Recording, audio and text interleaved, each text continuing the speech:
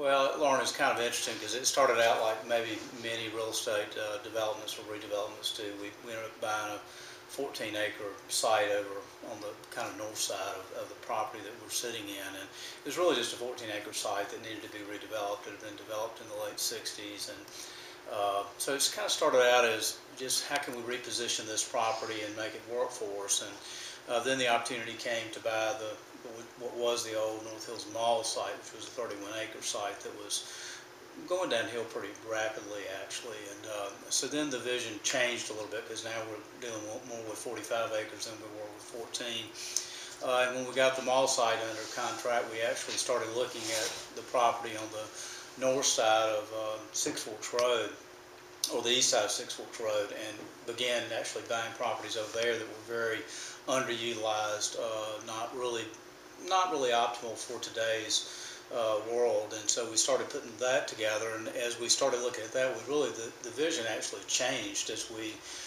kind of set our eyes on more real estate.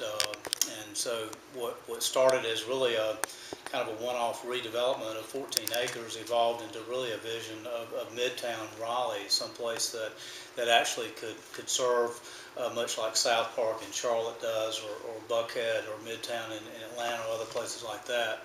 You know, one of the things that we really observed early on, we were trying to come up with a redevelopment plan, was when you had a statement that said, if you go to Raleigh, you got to go to, and it was really blank, and it really was truly blank. And so we said, well, we want to be who a lot of people will fill in that blank with, is that if you go to Raleigh, you really need to go to North Hills. But we wanted it to be more than just for people that were visiting here. We wanted it to be for people that were really here for everyday life, that they could work here, they could shop here, they could go out and be entertained here, they could go to the gym here, they could get their hair done here, they could do all of these things that we all do every day. And so the vision really evolved from that into really more of a mixed-use midtown environment that was pedestrian friendly. You know, one of the unique things is that we control about 120 acres at this interchange. And with that, we were able to really integrate and control supply and demand too of what we put on the market at different times, which is very unusual to have that opportunity. If you look at Crabtree Valley in Raleigh, or you look at South Park in Charlotte, or other comparable locations that we're all comfortable and familiar with, you know, those are controlled, and downtowns in particular are controlled by many owners that have many different agendas, and and they're very rarely are those agendas in concert. Those agendas are typically in conflict. Yeah. And so what our situation was is we were able to acquire more property in this area. We were able to really control what we put on the market and when we put it on the market. And so we've been very deliberate about that, and how much office space we put on the market, how much retail we put on the market, how many hotel rooms, which we only have one, but we're beginning to start another hotel early next year, which we're very excited about doing in spite of a very tough economic environment that we're in today. So the vision really evolved as we were able to put our hands on more underutilized and undeveloped or poorly developed for today's needs real estate. You know, a lot of bumps along the road. Now, I think one of the main things was when we bought the mall site, the 31-acre site.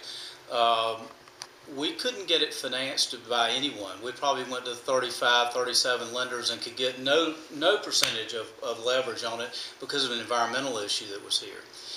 The gas tanks from the Exxon station had been there for many years, and dry cleaner leaks had all gotten into the water table, and it was a very serious environmental condition that we were in. And so it actually we're still cleaning it up as we speak, and so we couldn't get any traditional capital on board, and we had to use a fund that was fairly expensive money, but it was our only choice. And thank goodness they were there for us at the time, because we wouldn't have been able to do the deal without them. And so we were able to remediate the condition of the environmental over a period of time to get it where traditional lenders and capital would actually embrace the project and not be scared of the environmental exposure.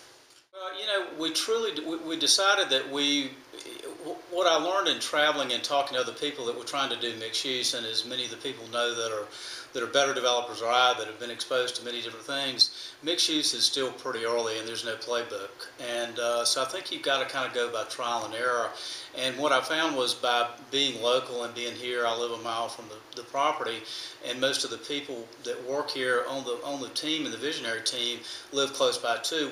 We know our backyard better than we know other places, and the real estate was so good, and the old location adage is very applicable here, with it being I-440 and Six Forks Road, and for those that know Raleigh, the last mill connector to inside the Beltline. It was a very unique opportunity that we knew we would be able to be successful with almost any product type here, that hotel would work, that retail had been proven over the years would work. Certainly it's a great office location, and it's a great place to live. The neighborhoods were not in demise. They were still very strong and still doing very, very well. So we really thought, well, this is the prime opportunity actually to really create this atmosphere where people truly can use the adage of live, work, play, and actually execute that. And I think that's what we are trying to do and continue to try to do.